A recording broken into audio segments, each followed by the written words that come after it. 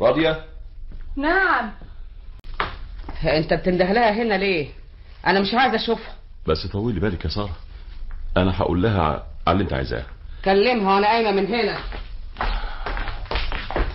تعالي نعم. يا راضية، اقعدي. خير ان شاء الله. انا اتجوزتك يا بنت الناس ومش ممكن ابدا افرط فيكي ولا اجرحك بكلمة تغير دمك. ليه؟ حصل حاجة؟ ايوه، سارة من ساعة ما قمت بالسلامة وقلبها مولع ومش طايقة تشوفك. سارة مش طيقاني؟ ليه؟ ده انا عامله لها خد مداس ليها من يوم ما اتجوزتك. ده انا عاملاها اخت حبيبه مش ضره. ايش حال اذا ما كانتش هي اللي مجوزاني ليك يا صابر؟ لكن تقولي ايه بقى للغيرة؟ وانت عارفة يا راضية انها صاحبة المال اللي بتاجر بيه، وان خالفتها هتمنع عني مالها. وايه اللي عايز تعمله؟ انا هاخدك فيها وربنا يتولاك يا راضية. انا طوع امرك يا صابر، اذا كانت دي رغبتك وانت موافق عليها. انا من ايدك دي لايدك دي. لا حول ولا قوة الا بالله.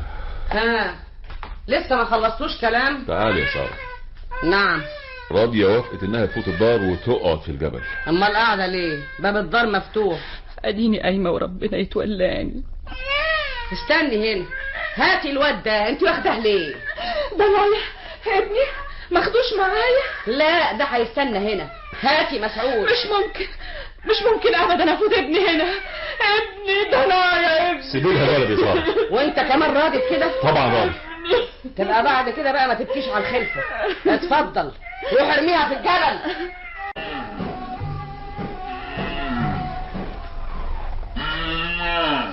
اتحملي يا راضية، انت قلبك كبير اوي.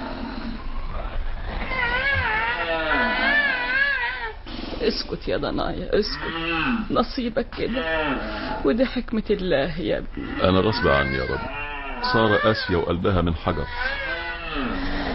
وانا متحملة زي الجبل وراضية باللي انكتب ليا والابني.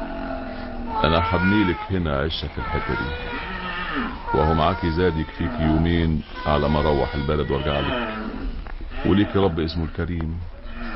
بس خلي بالك من مسعود.